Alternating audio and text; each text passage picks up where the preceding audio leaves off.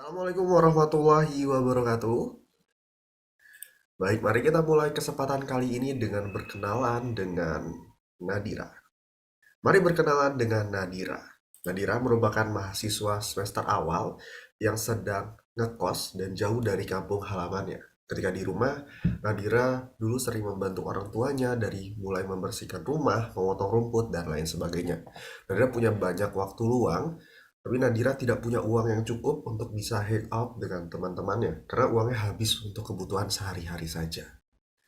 Kemudian, mari berkenalan pula dengan Tania, seorang mahasiswa semester akhir yang juga sedang ngekos. Tania punya uang yang lebih jika hanya digunakan untuk kebutuhan sehari-hari saja. Tania tapi di sini super sibuk. Jadwalnya padat untuk menyiapkan sidang skripsinya, mengikuti kompetisi dan juga magang. Nah, dari mulai Nadira yang butuh uang, kemudian Tania yang sedang sibuk dan butuh bantuan, so apa yang dapat dilakukan? Di sini kami hadir dengan sebuah aplikasi kerjain yang bisa memfasilitasi, yang bisa mempertemukan orang-orang seperti Nadira dengan orang-orang seperti Tania tadi. Tak kenal kata sayang, untuk itu izinkan kami dari kelompok satu untuk memperkenalkan diri terlebih dahulu satu persatu. Mungkin untuk lebih singkatnya akan saya perkenalkan saja, dimulai dari saya sendiri, Haisa Bergiriansyah, kemudian ada Zikra Malika Robbanisam, kemudian ada rekan saya lain, Fadil Husni, kemudian ada Fitri Konita, Muhammad Hanif, dan juga Muhammad Jafar Sidi. So, nah, dalam proses design thinking sendiri, di sini ada beberapa proses yang perlu kami lalui. Untuk tools dan tekniknya, dimulai dari preparation, kami menggunakan Home IQ. Kemudian pada empathize, kami menggunakan observation, questionnaire, interview, dan juga empathizement. Nah, pada define sendiri, kami menggunakan comparative hypothesis dengan realita yang ada. Kemudian customer persona canvas juga kami gunakan di sini. Pada ideate, kami menggunakan customer journey map, dan pada prototyping, kami menggunakan UI UX prototyping. Di testingnya, kami menggunakan potential user testing. Baik, pada preparation sendiri, seperti yang tadi telah dijelaskan, bahwasanya kami menggunakan tools yaitu adalah HomeIQ. Nah, dengan tools HomeIQ ini kami menemukan beberapa desire atau keinginan dan juga komplain atau permasalahan yang dialami oleh mahasiswa, khususnya mahasiswa seperti Nadira dan Tania tadi. Nah, untuk desire sendiri kami menggunakan beberapa poin, di antaranya adalah support penghasilan mudah di masa perkuliahan, pemanfaatan buku-buku yang telah habis pakai, cemilan enak untuk gluten intolerant, serta media pengajaran sex education berbasis Islam. Lalu untuk komplainnya sendiri, kami menemukan beberapa permasalahan seperti susah mencari tempat parkir di Telkom, lalu kemacetan jalan-jalan kecil, serta maraknya kasus pencurian maupun kehilangan tas. Nah, dari keinginan dan permasalahan tersebut, kami menemukan beberapa ide yang sekiranya dapat menyelesaikan kebutuhan-kebutuhan tadi. Yang mana salah satunya adalah platform penyedia lowongan jasa kerja sampingan atau side jobs yang mana menyelesaikan masalah terkait sumber penghasilan dengan tugas mudah yang dapat dikerjakan di masa perkuliahan. Dan teman-teman kita lanjut ke tahap empathize, di mana tahap empathize ini kita sudah melakukan penyebaran kuesioner dan juga dari target kuesioner kita yaitu usia 19 hingga 25 tahun dan memiliki hubungan erat dengan Telkom University atau menjadi mahasiswa dari Telkom University itu sendiri. Dengan tujuan dari kuesioner kita yaitu mendapatkan 100 responden dan tentu saja menemukan kebutuhan dan kendala dari mahasiswa atau yang seumuran. Dari kuesioner ini kita mendapatkan hasil dengan kebutuhan atau kendala yaitu keuangan 55,2%, lalu ada SDM 23%, dan sebagainya ada 21,8%. Lalu kita masuk penjabaran dari kuesioner yang tadi, di mana kendala keuangan ada 62,5% yang tertarik dengan jasa yang dapat dilakukan yaitu memotong rumput, membersihkan kaca, membantu pindahan, mencuci pakaian, dan membersihkan kamar. Lalu kita masuk ke kendala SDM, di mana ada 70% yang tertarik dengan jasa yang dibutuhkan yaitu membantu pindahan, mengantar laundry, membenarkan barang, dan asistensi tugas. Lalu teman-teman kita juga lakukan interview dari sampel data yang kita dapatkan dari kuesioner di mana ada 12 orang dan 10 orang dari 12 orang memiliki kebutuhan yaitu jasa bantuan pekerjaan sederhana. Lalu terdapat juga 5 orang dari 12 orang yang butuh uang tambahan dari hasil kerja sampingan. Di mana kita lakukan interview ini secara online dan offline, di mana mayoritas jasa yang diinginkan dan dapat dilakukan adalah membersihkan ruangan.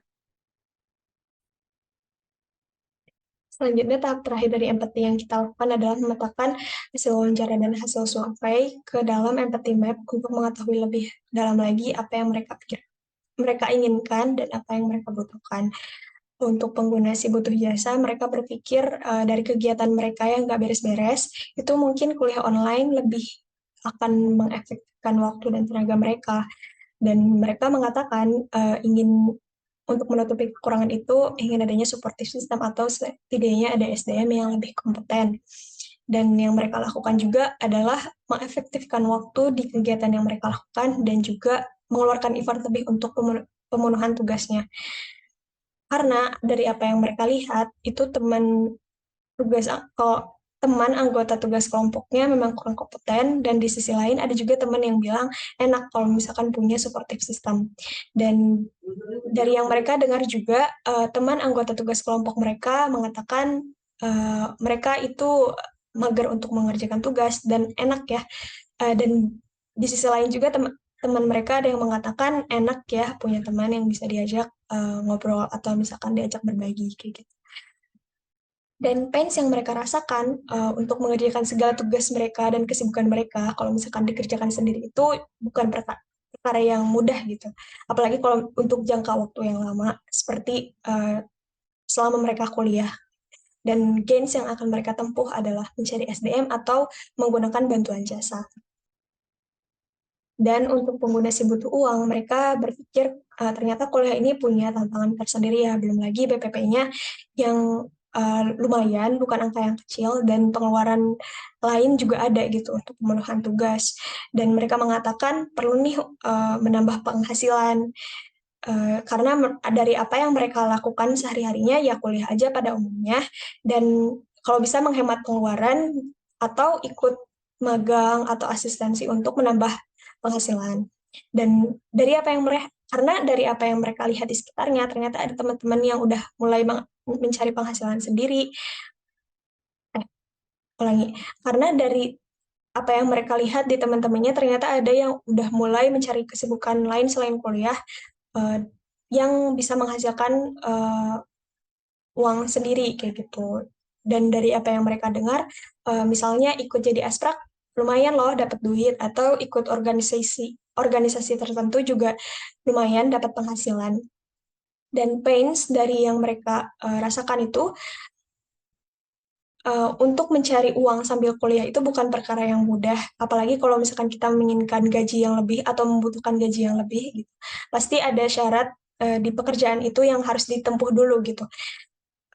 Tapi gains yang akan mereka tempuh, usaha untuk mencari duit itu akan mereka tempuh gitu. Kemudian tahap penentuan kendala atau define. Nah, di sini kami membandingkan antara hipotesis yang kami buat sebelum adanya kuesioner dan juga wawancara, dan juga realita yang terjadi setelah adanya kuesioner dan juga wawancara. Teman-teman bisa baca sendiri. Secara garis besar, hasil dari hipotesis yang kami buat dan realita yang ada itu memiliki kemiripan, di mana kendala terbesar yang dialami oleh mahasiswa saat ini yaitu di bidang keuangan dan juga di bidang sumber daya manusia.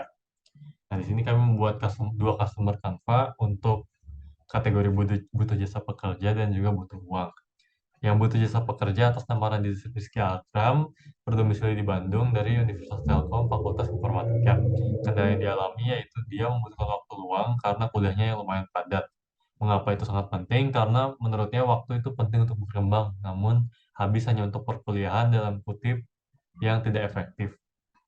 Dia mengharapkan adanya solusi bahwa dia bisa mengalihkan aktivitas yang yang bisa dilakukan oleh orang lain kepada orang lain. Jadi dianya berfokus antara ke kuliah atau ke aktivitas utama lainnya. Kemudian customer persona yang kedua yaitu adalah yang di kategori butuh uang. Bernama Rachel Dwi Putra, beliau tinggal di Cibiru, Bandung dari Universitas Poltekkes, Fakultas Farmasi. Kendala yang dialaminya yaitu dia membutuhkan uang untuk kehidupan sehari-hari selama perkuliahan, karena dia tuh perlu pemasukan tambahan. Pengeluaran bensin dari pulang pergi dari Cibiru ke Poltekkes itu lumayan tinggi, dan lain sebagainya. Dia berharap bahwa dia memiliki bisnis atau memiliki magang berbayar atau mengambil kerja sampingan. Dari kendala-kendala di atas, kita menciptakan sebuah ide atau solusi yang diharapkan bisa menyelesaikan kendala keuangan dan juga kendala sumber daya manusia. Di sini kami ciptakan Kerjain, sebuah platform layanan penyedia jasa dengan menggunakan logo semut merah sebagai lambang dari orang yang rajin bekerja. Nah, selanjutnya dalam tahapan ideate ini kami menggunakan tools yaitu Customer Journey Map untuk melakukan visualisasi perjalanan customer dalam berinteraksi dengan perusahaan. Di sini, user akan berinteraksi dengan perusahaan melalui aplikasi yang didapatkannya di handphone. Selanjutnya, kami membagi dua user, yaitu yang pertama user yang membutuhkan pekerjaan atau kami sebut sebagai CBU, dan user yang membutuhkan sumber daya manusia atau si mager. Untuk customer journey map yang pertama, yaitu mengenai CBU yang kami asumsikan sebagai mahasiswa berusia 20 tahun, butuh penghasilan dan mempunyai waktu luang. Di stage yang pertama, trigger yang membuat dia menemukan aplikasi kami, yaitu dia melihat konten storytelling mengenai pengguna aplikasi kami di Instagramnya. Di sini user merasa bahwa Kerjain dapat menjadi solusi bagi keresahannya yang ingin mendapatkan uang tambahan, dan kami berharap si BU ini tertarik untuk mengunduh aplikasi. Lalu di stage yang kedua, mengenai pertimbangan, si BU merasa tertarik dengan aplikasi dan merasa bahwa aplikasi ini bisa menjadi solusi bagi kebutuhannya untuk mendapatkan uang tambahan. Selanjutnya, dia mengunduh aplikasi, mengecek kategori pekerjaan untuk melihat apakah ada pekerjaan yang dapat ia lakukan. Lalu ia akan membuat akun dan tujuan perusahaan pun tercapai. Lalu di stage yang ketiga, user akan melengkapi profil dan melakukan verifikasi skill. Dan cara mengupload video, dia melakukan pekerjaan yang ingin dijadikannya sebagai jasa yang disediakan. Selanjutnya, tim Kerjain akan memverifikasi apakah si BU ini mampu untuk melakukan pekerjaan tersebut. Lalu di stage yang keempat, mengenai tes, di sini user akan menunggu order dari si mager, dan setelah dia mendapatkan order, akan dilakukan negosiasi tarif berdasarkan tarif dasar yang telah ditentukan oleh Kerjain. Lalu di stage yang kelima, mengenai feedback, setelah order selesai, si BU akan dibayar sesuai tarif yang telah dinegosiasikan, dan perusahaan berharap BU ini merasa puas karena adanya kesesuaian beban kerja dan bayaran yang dia dapatkan. Selanjutnya, ini adalah customer journey map dari si mager yang kami asumsikan sebagai mahasiswa berusia 23 tahun, tidak mempunyai banyak waktu luang. Nah, di stage yang pertama ini, trigger yang membuat dia menemukan aplikasi kami adalah adanya iklan aplikasi yang dia lihat melalui sosial medianya. Nah, di sini user tertarik dengan aplikasi karena merasa aplikasi tersebut dapat menyelesaikan kendala yang dihadapi, yaitu tidak adanya waktu karena terlalu sibuk bekerja sehingga kerjaan rumah pun terbengkalai. Di stage yang kedua, dia melihat informasi jasa dan ulasan dari aplikasi sebelum mengunduhnya. Lalu setelah merasa bahwa oke, dia akan unduh aplikasi, membuat akun, dan tujuan organisasi pun tercapai. Nah, di stage yang ketiga ini, dia akan melakukan hal yang sama, yaitu melengkapi profil, dan selanjutnya dia akan melakukan order mengenai jasa yang dia inginkan. Lalu di stage yang keempat, dia akan menunggu order diterima oleh si BU dan melakukan negosiasi tarif. Dan di stage yang terakhir, mengenai feedback, setelah order selesai, BU akan dibayar, dan mager pun merasa puas karena masalahnya terselesaikan. Baik, selanjutnya pada prototyping. Nah, pada prototyping sendiri kami menggunakan platform Figma untuk pembuatannya. Untuk akses menuju prototipe kami dapat diakses melalui scan QR code yang ada di sebelah kiri atau mengakses link yang ada di bawahnya. Nah, selanjutnya ada flow aplikasi kami. Untuk flow aplikasi kami sendiri secara umum, baik pekerja maupun klien harus terlebih dahulu mendaftar atau login akun. Nah, selanjutnya kita membagi menjadi dua alur, yaitu adalah alur untuk klien dan juga alur untuk pekerja. Nah, bagi kalian sendiri, pertama tentunya mereka akan membuat order, lalu setelah itu mereka harus mengisi terlebih dahulu form order yang sudah ada di aplikasi. Nah, selanjutnya setelah order tersebut diterima, tersebut akan langsung terdaftar di list order yang terdaftar. Setelah order tersebut ada di list terdaftar, pekerja dapat mengambil orderan tersebut. Pekerja dapat melihat terlebih dahulu detail orderan dan memilih apakah mereka ingin menerima atau tidak. Sekiranya pekerja menerima orderan, maka pekerja akan mengerjakannya sampai dengan selesai. Setelah selesai, mereka akan mengisi form order selesai. Nah, form order selesai tersebut hasilnya dapat dilihat oleh klien, yang mana hasil tersebut akan dijadikan bahan validasi dari klien untuk memastikan apakah pekerjaan tersebut selesai atau ada yang perlu diperbaiki. Selanjutnya, setelah klien menyatakan orderan tersebut selesai, maka klien harus membayar atau lanjut ke proses payment. Setelah selesai proses payment, maka akan lanjut ke proses rating dari klien. Nah, hasil rating tersebut akan dijadikan bahan evaluasi bagi pekerja supaya nanti pekerja dapat memperbaiki hasil kinerjanya atau ada beberapa poin yang perlu mereka tingkatkan. Nah, baik seperti yang teman-teman lihat pada sebelah kanan itu adalah contoh tampilan dari platform kami yang masih prototype, yang mana itu ada tampilan loading dan juga tampilan dashboard utama atau home. Dan juga teman-teman kita sudah melakukan tahap testing, di mana kita lakukan testing ini selama 3 hari berturut-turut, dan juga tentu saja kita lakukan testing ini menggunakan beberapa device, dan juga kita lakukan secara online dan offline. Di mana untuk teman-teman lihat di situ ada 4 gambar yang kita laksanakan secara offline itu adalah teman-teman yang ingin menggunakan jasa dari kerjaan ini. Dan 2 orang yang ada di tengah itu adalah teman-teman yang ingin memberikan jasanya di tempat kerja ini. Lalu dari hasil testing ini kita akan ada pemakai jasa dan pekerja, di mana untuk rata-rata nilai dari pemakai jasa dan pekerja yaitu sangat baik sekali, di mana kita ambil contoh seperti terpenuhnya user requirement, kenyamanan UI, dan kemudahan penggunaan aplikasi. Untuk pemakai jasa itu di angka 4,4 semua, dan itu termasuk sangat bagus sekali. Lalu untuk dari segi pekerja itu sama dengan halnya pemakai jasa, terpenuhnya user requirement, kenyamanan UI, dan kemudahan penggunaan aplikasi di angka 4. Dan luar biasa sekali teman-teman memang hasil testing dari kerjaan ini. Nah, berikutnya setelah kami telah melakukan proses analisa design thinking, kami juga melakukan proses persiapan bisnis di sini.